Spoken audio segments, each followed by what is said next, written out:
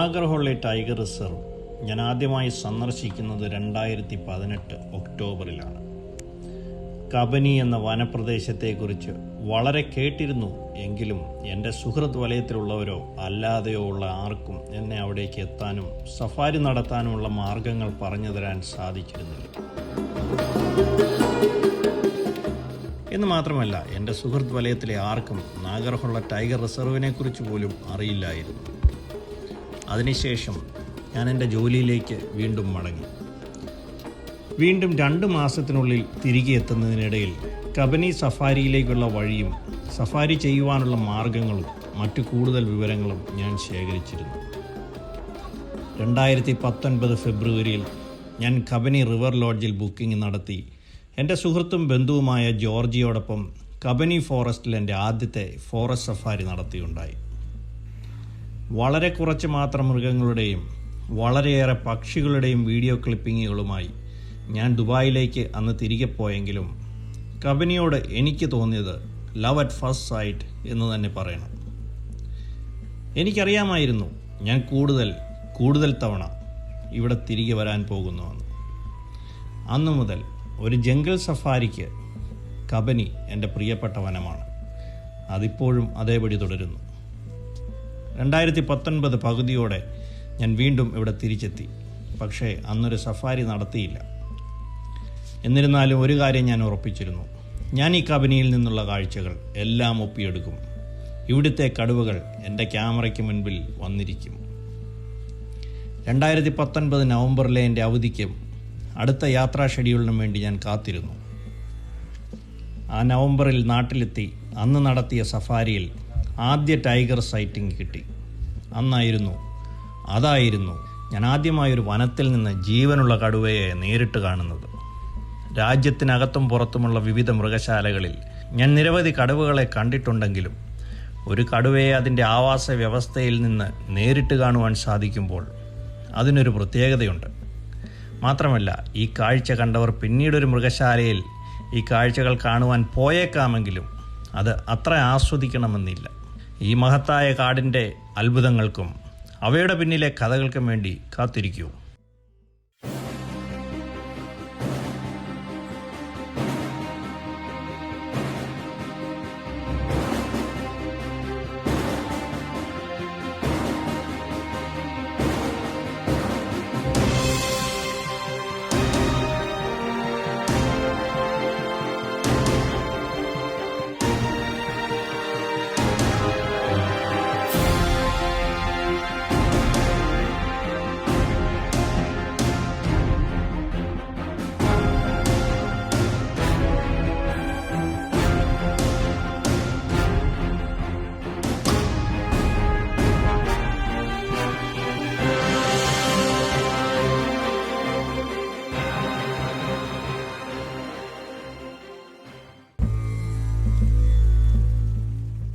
ചാനലിലേക്ക് വീണ്ടും സ്വാഗതം.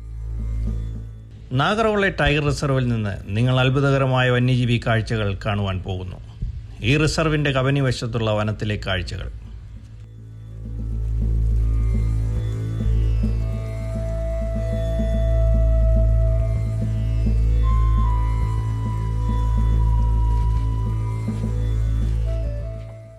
ഇവിടെയുള്ള എൻ്റെ ആദ്യ സന്ദർശനം മുതൽ വന്യജീവി കാഴ്ചകളും അതിലുപരി പ്രൗഢിയോടുകൂടിയ സൗന്ദര്യം നിറഞ്ഞ കടുവകളുടെയും പരമാവധി കാഴ്ചകൾ പകർത്താൻ ഞാൻ ഈ വനത്തിലേക്ക് ഓരോ സന്ദർശനത്തിലും ശ്രമിക്കാറുണ്ട്.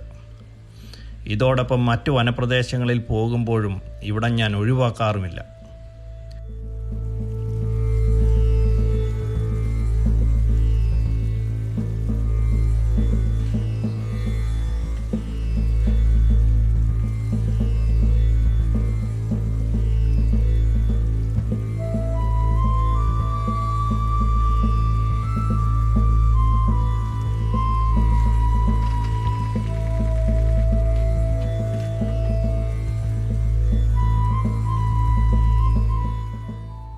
കാക്കനക്കോട്ടെ സഫാരിക്കായി HD കോട്ടയിലെത്തുമ്പോൾ HD കോട്ടയിലെ റോയൽ ഇന്നിലാണ് ഞാൻ കൂടുതലായും താമസിക്കാറുള്ളത്. ഈ ഹോട്ടലിൽ നിന്ന് വെറും 20 മിനിറ്റിനുള്ളിൽ സഫാരി പോയിന്റിൽ എത്താൻ സാധിക്കും എന്നുള്ളത് ഏറെ സഹായകരമാണ്. കൂടാതെ ഈ ഭാഗത്തുള്ള മികച്ചതും മാന്യവുമായ ഹോട്ടലും മിതമായ നിരക്കിലും ലഭ്യമായ ഏക ഹോട്ടലാണ് ഇവിടം. HD കോട്ടെ ബസ് സ്റ്റാൻഡിന് എതിർവശമായതിനാൽ പുതിയ സന്ദർശകർക്ക് പോലും ഇവിടം കണ്ടെത്തുവാൻ എളുപ്പമാണ്. ഇതിനടുത്തായി ഭക്ഷണ സൗകര്യമുള്ള 1-2 റെസ്റ്റോറൻറ്റുകളും ഉണ്ട്. AC ഉള്ളതും ഇല്ലാത്തതുമായ മുറികൾ കൂടാതെ ഒരു മുറിയിൽ 2-ൽ കൂടുതൽ ആളുകൾക്ക് താമസിക്കാൻ വലിയ ഡബിൾ ബെഡ് സൗകര്യവും ഉള്ള മുറികൾ കൂടിയുണ്ട്. മുൻവശത്തുള്ള തുറന്ന പാർക്കിംഗ് സ്ഥലത്തിൻ്റെ ലഭ്യത നമ്മുടെ വാഹനം പാർക്ക് ചെയ്യുവാനുള്ള സൗകര്യവും ഉറപ്പാക്കുന്നു. ചെക്ക് ഇൻ ചെയ്ത് ലഗേജ് മുറിയിൽ വെച്ച ശേഷം ഞാൻ സാധാരണയായി ഉച്ചഭക്ഷണം കഴിച്ച് സഫാരിക്കായി കാക്കനക്കോട്ടയ്ക്ക് പോകാറാണ് പതിവ്. ഈ ഗേറ്റിൽ നിന്ന് ബസ് സഫാരികൾ മാത്രമേ ലഭ്യമാകൂ.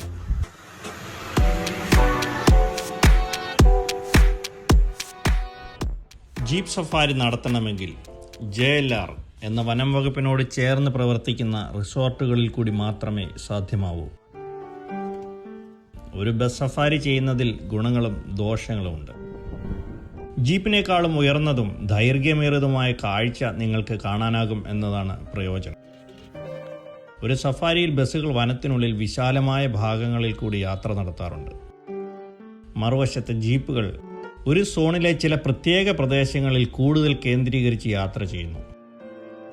അപ്പോൾ അവിടെയുള്ള വിവിധ വന്യജീവികളുടെ കാഴ്ചകൾ നിങ്ങൾക്ക് കൂടുതൽ കിട്ടുവാൻ സാധ്യതയുണ്ട്. കാടിനെ കൂടുതൽ കാണുവാനും അടുത്തറിയുവാനും ഇത് സാധ്യമാക്കുന്നു.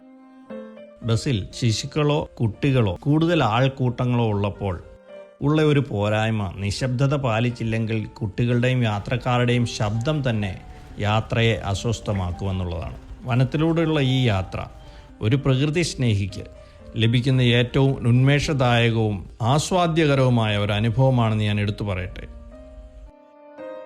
സഫാരി ഓഫീസിൽ നിന്ന് കുറച്ച് മീറ്ററുകൾ അകലെ നിന്ന് നമ്മൾ നേരെ ഫോറസ്റ്റ് ഗേറ്റിലേക്ക് പ്രവേശിക്കുന്നു.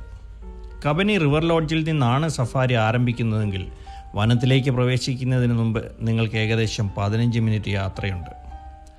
നാഗർഹോളെ ടൈഗർ റിസർവിൻ്റെ തെക്ക് ഭാഗത്തുകൂടി ഒഴുകുന്ന നദിയാണ് കബനി. നാഗർഹോളയും ബന്ദിപ്പൂരിനെയും വേർതിരിക്കുന്ന ഈ നദിയോട് ചേർന്നുള്ള നാഗർഹോള വനത്തിൻ്റെ ഭാഗം കബനി വനമെന്നാണ് അറിയപ്പെടുന്നത്. നിങ്ങളൊരു വന്യജീവി പ്രേമിയാണെങ്കിൽ കബനിയിലേക്കുള്ള നിങ്ങളുടെ യാത്ര അതിശയിപ്പിക്കുന്നതും മോഹിപ്പിക്കുന്നതുമായ ഒന്നായിത്തീരും. കാരണം നിങ്ങൾക്ക് നിരവധി സവിശേഷമായ പക്ഷികളെയും മൃഗങ്ങളെയും കാണുവാൻ സാധിക്കും. ഇത്രയും നിബിഡമായ വനമായ കബനി പ്രസിദ്ധമായ നിരവധി പക്ഷികളുടെയും കരിമ്പുലി ഉൾപ്പെടെയുള്ള വന്യമൃഗങ്ങളുടെയും ആവാസ കേന്ദ്രമാണ്. ഇവിടുത്തെ കരിമ്പുലി അത് ഇന്നും എൻ്റെ ക്യാമറ ലെൻസിൽ നിന്ന് മറഞ്ഞിരിക്കുന്നു. അങ്ങേയറ്റം നിർഭാഗ്യം നിറഞ്ഞ ദിവസങ്ങളല്ലാത്തപ്പോൾ എല്ലാം കടുവകളെ കാണുവാൻ സാധിക്കാറുണ്ട്. ഈ വനം അക്ഷരാർത്ഥത്തിൽ കടുവകളുടെ പ്രിയപ്പെട്ട ഭവനമാണ്. ഒരു ഭാഗത്ത് കടുവയെ കണ്ടുവെന്ന് വിവരം കിട്ടി. അവിടേക്ക് ഓടിയെത്തുമ്പോൾ അത് വഴിയിലിരിക്കുന്നു. പിന്നീട് നമ്മുടെ വാഹനത്തിന് മുന്നിൽ കൂടി നടന്ന് ഒരു മരത്തിൽ ടെറിട്ടറി മാർക്കിംഗ് നടത്തി വനത്തിലേക്ക് കയറിപ്പോയി.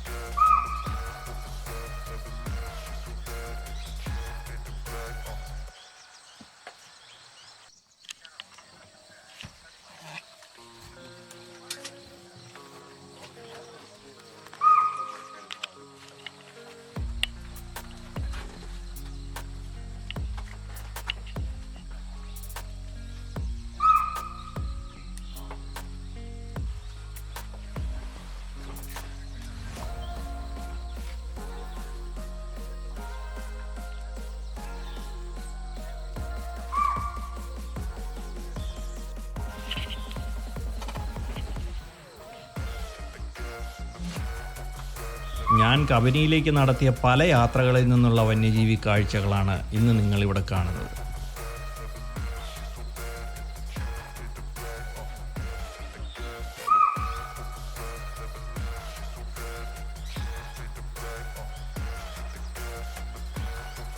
ഇവിടുത്തെ സഫാരികൾ സാധാരണമായി 2.5 മണിക്കൂർ ദൈർഘ്യമുള്ളതാണ്.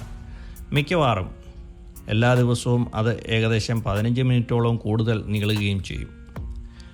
ഡ്രൈവർമാർ അവരുടെ സഫാരി റൂട്ടുകളിൽ റേഞ്ച് ഓഫീസർമാരുടെ മാർഗനിർദ്ദേശങ്ങൾ പാലിക്കുകയും സഫാരികൾക്കിടയിലുള്ള പ്രധാന കാഴ്ചകളിൽ പരസ്പരം മറ്റു വാഹനങ്ങളുമായി ആശയവിനിമയം നടത്തുകയും യാത്രകൾ കാഴ്ചകൾക്കനുസരിപ്പിച്ച് ഏകോപിപ്പിക്കുകയും ചെയ്യുന്നു. എല്ലാ ജീവികളും സ്ഥിരമായി വെള്ളം കുടിക്കാൻ വരുന്ന ഒരു ചെറു മനുഷ്യനിർമ്മിതമായ തടാകമാണ് ഇവിടം. ഇന്ന് ഇവിടെ നമുക്ക് ഈ പിടിയാനയെയാണ് കാണുവാൻ സാധിച്ചത്. നമ്മുടെ വാഹനം കണ്ടത് അല്പം ഭയത്തോടെയും ഭയം കൊണ്ടുള്ള നീരസവും പ്രകടിപ്പിച്ചിട്ട് കയറി നടന്നകന്നുപോയി.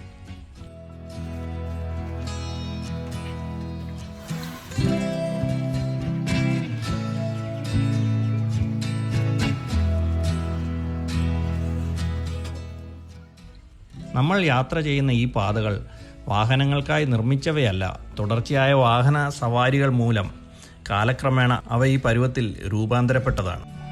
ഹനുമാൻ ലങ്കൂറുകൾ ആരെയും ഭയക്കാതെ നിലത്തുകൂടെ നടക്കുന്നു. ഒരുപക്ഷെ അവരെ പിടിക്കുവാൻ ശത്രുക്കൾ ആരും അടുത്തില്ല എന്നൊരു ധൈര്യമാവാം. എന്നാൽ വലിയ വേട്ടക്കാരായ മൃഗങ്ങൾ കൂടുതൽ ബുദ്ധിമാന്മാരാണ്, പ്രത്യേകിച്ച് ഇര തേടുമ്പോൾ. വളരെ വേഗത്തിൽ വളരുന്ന ചില ആക്രമണകാരികളായ കുറ്റിച്ചെടികളും ഇവിടെയുണ്ട്. എന്നിരുന്നാലും ഇവിടുത്തെ വനം വകുപ്പ് എല്ലാ വർഷവും ആൾബലവും യന്ത്രശക്തിയും ഉപയോഗിച്ച് വളരെ ഫലപ്രദമായി അവ നീക്കം ചെയ്യാറുണ്ട്. ഈ കുറ്റിച്ചെടികൾ അനിയന്ത്രിതമായി പടരുകയും മേച്ചിൽപ്പുറങ്ങൾ കുറയ്ക്കുകയും ചെയ്യുന്നു. കൂടെ അവ സ്വാർത്ഥമായി മണ്ണിൽ നിന്നുള്ള മിക്ക പോഷകങ്ങളും വലിച്ചെടുക്കുകയും ചെയ്യുന്നു എന്നതാണ് ഇവ മൂലം ഉണ്ടാകുന്ന വലിയ ബുദ്ധിമുട്ട്. മേച്ചിൽപ്പുറങ്ങൾ കുറയ്ക്കുന്നത് അവയെ ഭക്ഷിക്കുന്ന സസ്യബുക്കുകൾക്ക് മാത്രമല്ല, നിലനിൽപ്പിനായി സസ്യബുക്കുകളെ ആശ്രയിക്കുന്ന മറ്റ് ജീവജാലങ്ങൾക്കും ഭീഷണിയാണ്.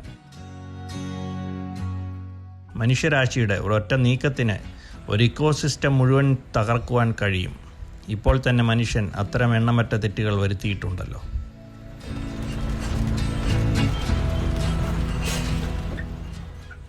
അല്പമകലെയായി മ്ലാവുകളെ കണ്ടപ്പോൾ അവിടേക്ക് ബസ് ഓടിച്ചു ചെന്നു. അവ നമ്മളെ കണ്ട് ഒന്ന് നോക്കി നിന്നു, പിന്നെ ദൂരേക്ക് ഓടിപ്പോയി.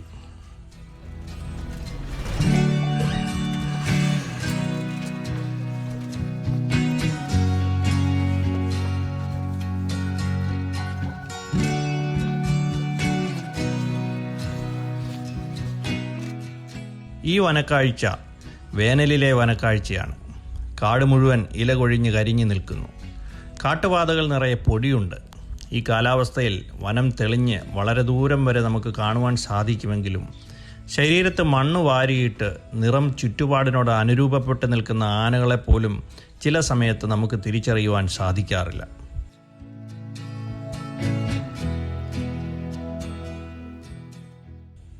ഒരു മരക്കൊമ്പിൽ സ്വന്തം കുഞ്ഞിനെ മാറോട് ചേർത്ത് പിടിച്ചിരിക്കുന്ന ഒരു പെൺകുരങ്ങ്. സായിപ്പന്മാർ നിർമ്മിച്ചിറക്കി നമ്മുടെ നാട്ടിലെ ചില അമ്മമാർ പോലും ഇന്ന് പിന്തുടരുന്ന കുട്ടികളെ യാത്ര ചെയ്യുമ്പോൾ അമ്മയുടെ ശരീരത്തോട് ചേർത്ത് ബെൽറ്റിട്ട് കെട്ടിവെക്കുന്ന രീതി പോലും. അവയുടെ ഉത്ഭവം ഒരുപക്ഷെ ഈ കുരങ്ങുകളിൽ നിന്നാവാം.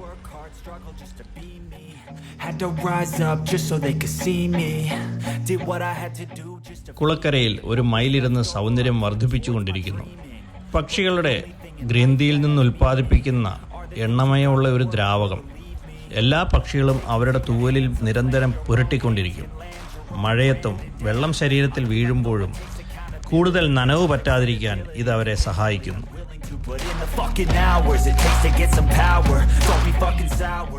സഫാരി തീരുവാൻ അല്പസമയം കൂടിയുണ്ട്. നമ്മുടെ മുന്നിൽ പോയ ഏതോ ഒരു വാഹനം നമ്മുടെ ഡ്രൈവറോട് പറഞ്ഞു, കടുവ അവിടേക്ക് കയറിയിട്ടുണ്ട്. അല്പനേരം അവിടെ കാത്തു നിൽക്കേണ്ടി വന്നു. ഗംഭീര നടത്തം നടന്ന് അത് കുളത്തിന് മുകളിലേക്ക് വന്നു. പിന്നീട് താഴെ വന്ന് വെള്ളം കുടിച്ചു. അല്പനേരം ആ വെള്ളത്തിൽ കിടന്ന് വിശ്രമിച്ചിട്ട് അവിടെ നിന്ന് എഴുന്നേറ്റ് നടന്ന് നമ്മുടെ വശത്തൂടെ ഇടതുവശത്തേക്ക് കയറിപ്പോയി.